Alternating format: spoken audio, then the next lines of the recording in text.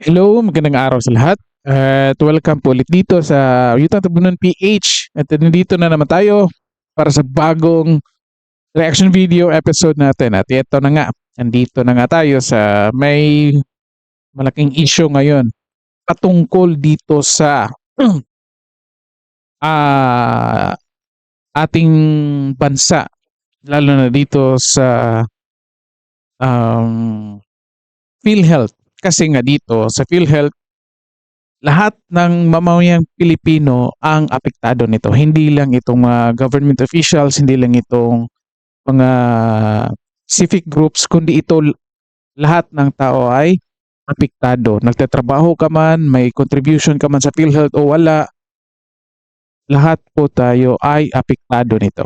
Okay?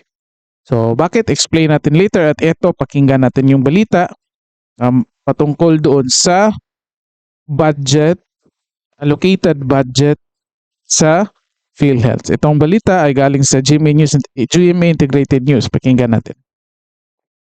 Kahit naratipikahan na ng Senado at Kamara ng panukalang 2025 National Budget, may mga mambabatas na kumukwestiyon sa ilan itong probisyon. Partikular na riyan ang pagbibigay ng zero subsidy sa PhilHealth at ang pagdoble ng pondo ng Kamara. Nakatutok si Bob Gonzales. Niratipikahan na kagabi ng Senado at Kamara ang panukalang 6.352 trillion pesos 2025 national budget ang napagkasunduan nilang bersyon ng Kamara. Pero may mga senador na tutol sa desisyong gawing zero ang subsidy ng PhilHealth sa susunod na taon. Dapat po ang pondo ng PhilHealth ay para sa health. Kaya nga po, PhilHealth. Lessons learned, dapat tayo sa pandemya. We should invest more in health. Subsidy from the national government may still be needed to implement necessary reforms and improvements in its benefit packages. Huwag naman zero budget. Sa huli, ang mga mahihirap na pasyente na naman ang kawawa dyan. Tugon ni Senador Grace Poe, ang chairman ng Senate Committee on Finance, may sapat pang reserbang pondo ang PhilHealth. We believe that the 600 billion of PhilHealth is for them to be able to utilize. They are not definitely destitutes. They have the funding for it. And if they also show their capability to utilize those funds, next year, definitely it will be a different scenario once we evaluate the progress that they have made. Giit din ni Senate President Cheese Escudero. Sa ngayon, 600 bilyon muli yun.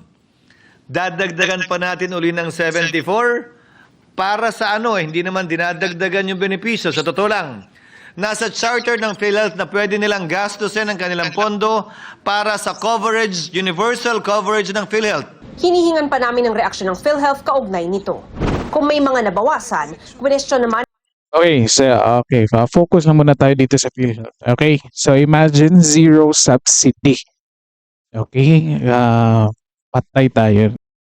Sabi natin sa ating thumbnail, RIP na itong PhilHealth. We will miss you, PhilHealth. Okay? So, I believe mamamatay itong PhilHealth na ito.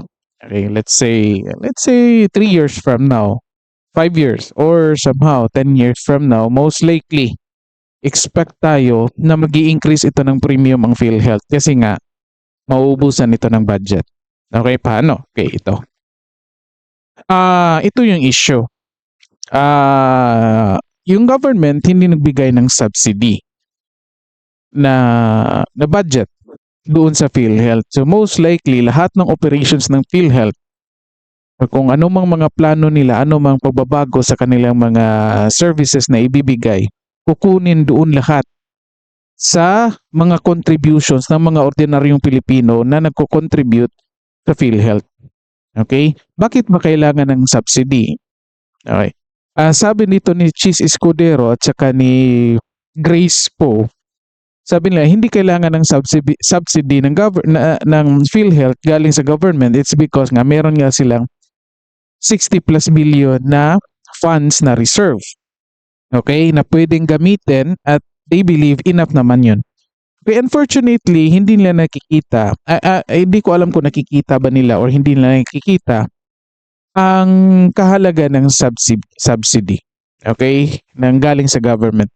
Kasi nga, tayong mga ordinaryong Pilipino, alam naman natin kung anong benepisyo ang nakukuha natin galing sa PhilHealth. Nga, sabi ko nga sa previous video, 20 to 30% lang ang kinakaltas sa total hospital bills ng bawat membro ng PhilHealth or membro or family ng members ng PhilHealth kapag na-hospital. And lahat tayo nag-agree na itong 20 to 30% ay hindi ito sapat na benepisyo ng PhilHealth. Okay? O halimbawa, nagtatrabaho ka, more than 10 years ka nang nagtatrabaho at more than 10 years ka nang nagko-contribute doon sa PhilHealth. So most likely, mag-i-expect ka na if ever magkasakit ka at ma-hospital, expect ka nga free na yung hospitalizations mo. Unfortunately, hindi yan yung nangyayari kasi nga 20 to 30% lang yung kinakaltas. Okay? So ito nga ang problema. Ito ang problema ngayon. Yung government subsidy, somehow, I might be wrong with this. I might be wrong. So, sabihin ko na lang, mag-disclaimer na lang ako. Yung government subsidy, dapat, or government subsidy, ini-expect natin yan, na galing yan doon sa mga taxes ng mga Pilipino or syntaxes or syntax na galing sa mga produkto na linalagyan nila ng syntax, kagaya ng alcohol, cigarettes, ano pa, or even pagkor. Okay? So, nasa law yan na ang mga taxes or let's say 80 or ilang percentage ng mga taxes ng mga produkto na ito ay allocated yan for PhilHealth. So basically, hindi na sana kailangan ng mga meeting, bicameral meeting, Congress or Senate hearing or meeting patungkol doon sa budget. Kasi nga, sa mga produkto na ginagamit ng mga tao ngayon, meron na yang allocated budget para doon sa PhilHealth. Kasi nga, halimbawa, itong alcohol, may tax yan, may syntax yan, may karagdagang tax yan. Alcohol, tobacco, cigarettes, I think sugar, meron din. Ilang percentage ng tax niyan ay intended for PhilHealth. Ito na nga, makikita natin ang laking tax na nakukuha dyan kasi nga ang tao umiinom. Ang tao gumagamit ng sigarilyo. Merong tao pumupunta doon sa mga casino, may tumataya sa loto, ito under ito ng pagkor. At ilang percentage niyan ay mapupunta doon sa PhilHealth tax. Ito na nga ang problema. Okay? So instead na ibigay ito sa PhilHealth para sa mga tao, nagdesisyon ang bicameral committee, okay? I think ang representative nito, sina Grace po lang eh. Tsaka kasi bicameral session, plenary, I think ito silang lahat. And then suddenly, naging mga representatives na lang for the finalization or rectification. Okay? And then suddenly, naging zero budget, hindi subsidy. So anong mangyayari nga nito? Okay? Karamihan, meron mga parts sa population natin, walang trabaho. Okay? Walang contribution ng PhilHealth. Lalo na yung mga taong tinatawag nating indigents or sobrang hirap or merong mga probinsya dito sa Pilipinas na sobrang hirap talaga na hindi nila kayang mag-afford or magbayad ng kahit na ano doon sa hospital at sa doktor. So ito na nga, dito na papasok yung services ng PhilHealth. Okay? At sinong nagbabayad yan? Okay? Basically, kukunin ang kasi nga hindi ito members eh, hindi sila ito members, yet naka-benefit sila sa services ng PhilHealth. Kung saan kukunin yung bayad? Basically, kukunin yung bayad partly doon sa contribution ng mga tao, ng mga members ng PhilHealth or ng mga active members ng PhilHealth at saka doon sa subsidy ng government. Kasi nga, shoulder ng government itong mga tao na ito. na classified as mahihirap na mga tao. Okay? Shoulder sila. Kaya nga nagbibigay ang government ng subsidiya. Okay? Para hindi 100% kukunin doon sa contribution ng mga ordinaryong Pilipino na nagtatrabaho. Kasi nga, intended din yun para sa kanilang benefits. Okay? So halimbawa, itong mga senior citizens, hindi naman ito sila nagko-contribute na. Okay? Kasi nga retired na ito, senior citizens na. Wala ng trabaho, wala ng contribution sa PhilHealth. So anong mangyayari pag na-hospital sila? Yung usual na nangyayari, ito, partly kukunin yung budget doon sa contribution ng mga tao and then partly doon sa subsidy ng government. So matutulungan pa rin yung mga senior citizens at ibang taong walang trabaho na maka-avail ng mga services ng mga hospital, yet hindi affected yung services or other services na galing doon sa direct contributors ng PhilHealth or members ng PhilHealth or active members ng PhilHealth. So ano mangyayari ngayon? So hindi nagbigay ng subsidiya yung government. So basically, kahit sinong mag-a-avail ng services ng PhilHealth ngayon, simula ngayon or next year, kasi for 2025 ito, kahit sinong mag-a-avail ng services ng PhilHealth, be it active member ka, inactive member ka, or hindi ka talaga member yet kailangan mong mag-avail ng services ng public hospitals kasi PhilHealth din ang babayad niyan, lalo na sa mga doctors. Basically, doon na kukunin 100% galing sa contribution ng mga active members. Okay, anong mangyayari din? So, yun ang mangyayari, isa dun sa mangyayari. Itong mga active members na ito, basically, or even tayong lahat, with the current benefits or services ng PhilHealth ngayon, hindi nga tayo masaya, hindi nga tayo satisfied. Kasi nga, 20 to 30% lang yung, halimbawa sa hospital, 20 to 30% lang yung na-enjoy natin na deduction sa total bill ang iso-shoulder ng PhilHealth. Okay? Hindi pa kasama yun doon yung mga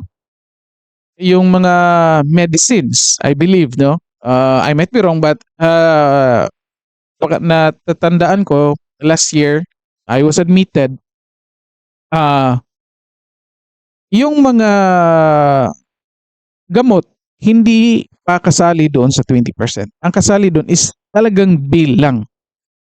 Kasali na din sa bill yung doctor's fee, yung sa mga rooms, kasali na doon. So, deducted na. So, halimbawa nga, 100,000 yung bill mo. So, let's say 20-30%. So, sabi ng PhilHealth, 30% na daw ngayon. Excuse. Last year, I believe 20% lang eh. Nakita ko 20% lang.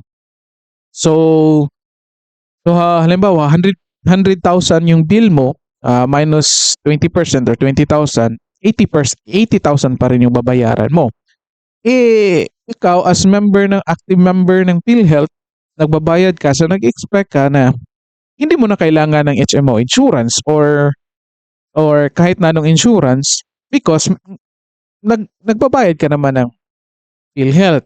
Pero ito nga, unfortunately, hindi tayo satisfied kasi nga kulang yung benefits na nai-enjoy natin. Okay? So, ito, hindi na tayo satisfied sa services ng PhilHealth na binibigay sa mga members, active at inactive members. Ito pa ngayon, hindi pa binigyan ng subsidy, yung government subsidy, yung PhilHealth. Kasi nga, meron silang existing na budget na hindi pa nagamit. Okay? Which I believe, reserve yun ng PhilHealth. Nga, pwede nilang gagamitin sa kung ano mang plano or proyekto nila na pwede makapag-improve ng services ng PhilHealth. Okay?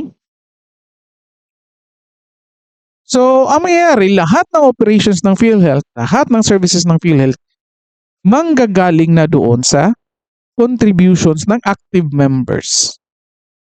Okay? At slowly, yung existing budget nila, current budget, yung reserve budgets nila, slowly, mauubos yun nang hindi man lang mag-i-improve yung services ng PhilHealth. Okay? Mauubos yun kasi nga, walang donations galing sa government. Only coming from the contributions of the members. Okay?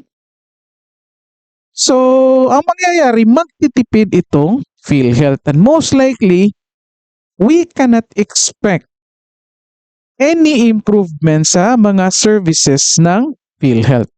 At eto pa, sabi ni Grace po at saka ni Chis Escudero na meron namang budget yan. Dapat gamitin mo na nila yan. Meron naman silang karapatan. So basically, parang sinasabi nila doon sa administrators ng PhilHealth na gamitin nyo yan, i-maximize nyo yung health services. Pero, indirectly, sinasabi nila na dapat mag-suffer muna yung mga active at inactive members or contributors ng PhilHealth para magamit at maubos yung PhilHealth. Ano sa tingin nyo dito mga kaibigan? Tama ba itong ginagawa ng PhilHealth or tama ba itong sinasabi ni Chris po Chis Escudero na dapat para maubos at magamit ng PhilHealth yung budget nila, hindi sila bibigyan ng budget? Okay? Basically, again, ang PhilHealth, natatakot itong mag-spend ng kanilang budget kasi nga yung existing budget nila, yung pondo nila ngayon ay allocated na sa kung anong mangyayari next year, 2025. Kasi wala silang ma-expect na papasok eh. Yung ma-expect lang nila ay yung mga contributions ng mga ordinaryong Pilipino. Okay? So doon na lang sila kukuha ng pera. And basically, matatakot nga sila mag-improve at mag-add ng benefits kasi walang perang papasok. At sinabi ni Chis, ubusin nyo yan. So hindi kayo bibigyan hanggat hindi yan nauubos. So basically, sinabi ni Chis, mag-suffer muna ang mga tao. Okay, mag-suffer muna kayo bago kayo bibigyan ulit ng budget. Tayo magsasuffer nito, hindi naman yung administrators ng PhilHealth eh. Okay?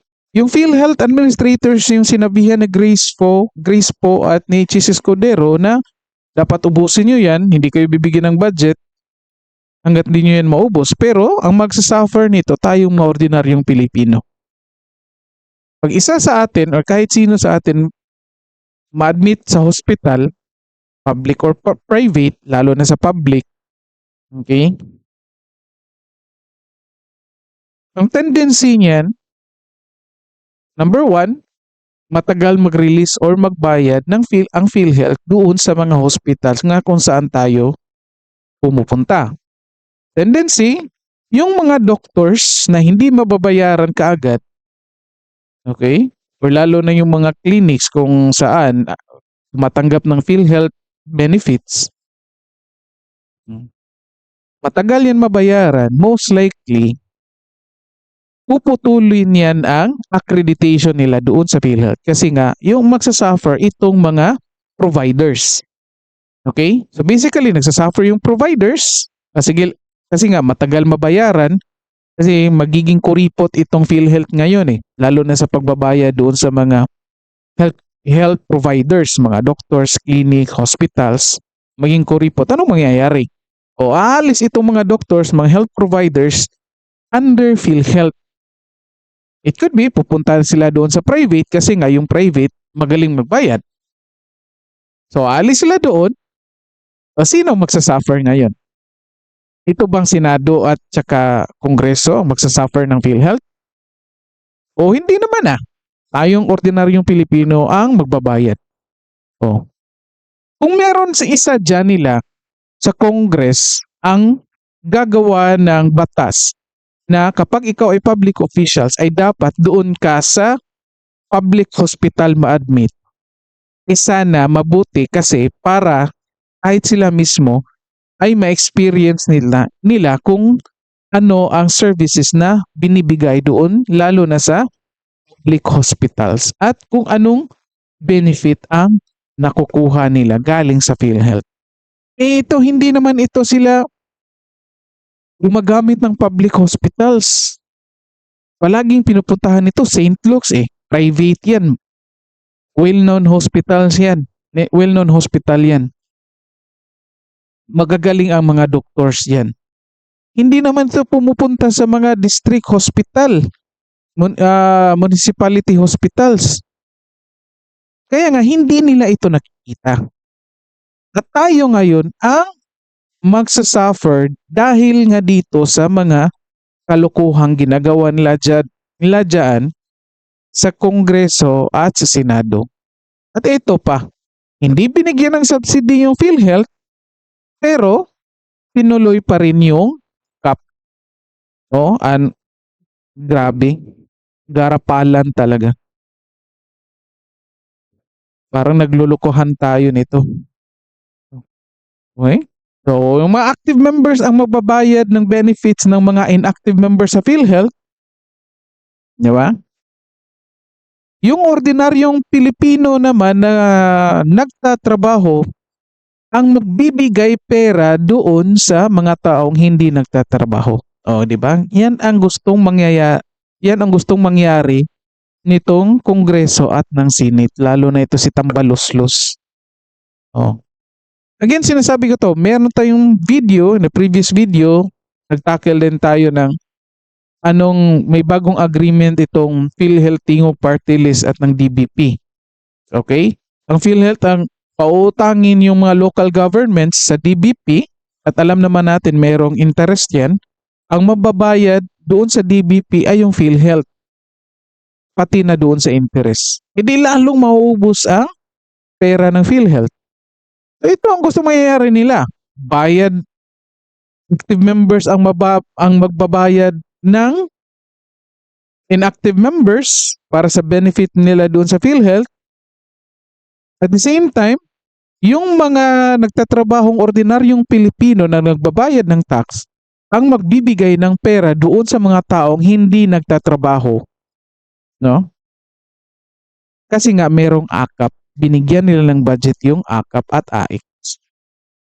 Okay, so dito na lang muna tayo at comment nyo kung ano sa tingin nyo yung anong opinion nyo dito sa mga pangyayari dito sa ating bansa, lalo na dito sa PhilHealth. Okay? At like at share na lang itong video na ito para makita at magkaroon ng idea yung ibang tao. At paki-subscribe na lang din sa ating channel at maraming salamat sa lahat at magandang araw.